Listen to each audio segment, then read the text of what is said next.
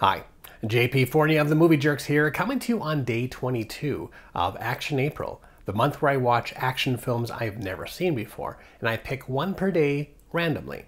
So what do we get for today? Well, yesterday we had Death Force? Yeah, I'm already forgetting.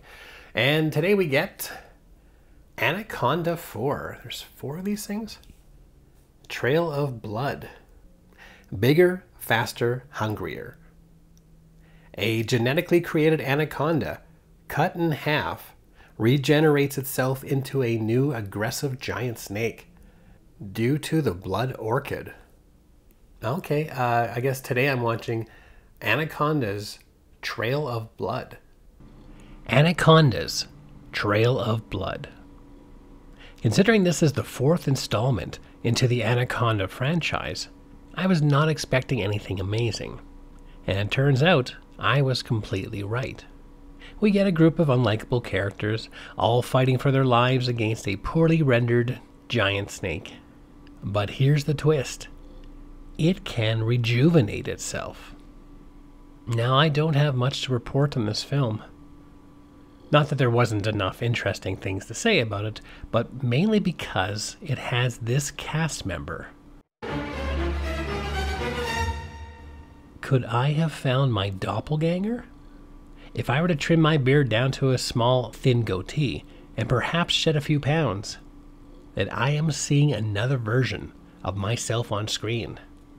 The character that is being portrayed by actor Danny Midwinter behaves the exact same way I do when I am on a first date. Go! Run! Go! While he is not an exact duplicate, there's just enough resemblance that I started wanting to see what it would look like if I was swallowed up by a giant snake. And it certainly didn't make me feel any better about my high school yearbook grad picture. As far as the rest of the film goes, it's a typical straight-to-video movie, with uninteresting and underdeveloped characters, mainly only existing for cannon fodder. A monster whose design and special effects are comically bad, and a few noticeable consistency errors.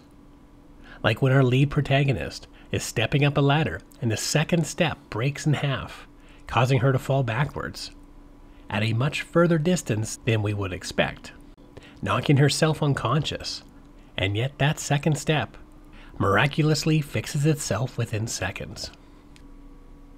Everything is predictable, except for this final car chase scene with an anaconda.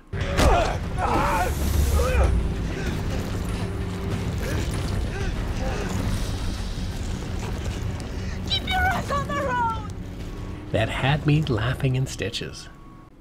Another tidbit of information, that this is the 4th film in the series, and it did better than part 2 and 3 when it comes to critical scores, and also money earned. And I'm kinda sad I didn't pick one of those 2 films, as this film was just mediocre, and it takes itself relatively seriously.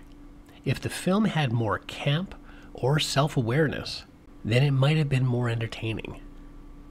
Otherwise, unless you're an Anaconda completionist, this one's not worth the time.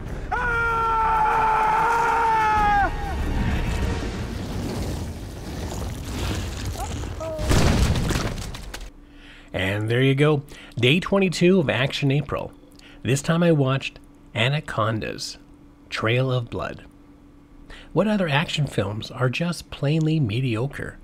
Let us know in the comments section. And if you're curious about other films I am watching this month, be sure to hit the subscribe button for updates daily. And for other information about the Movie Jerks, you can go to www.themoviejerks.ca.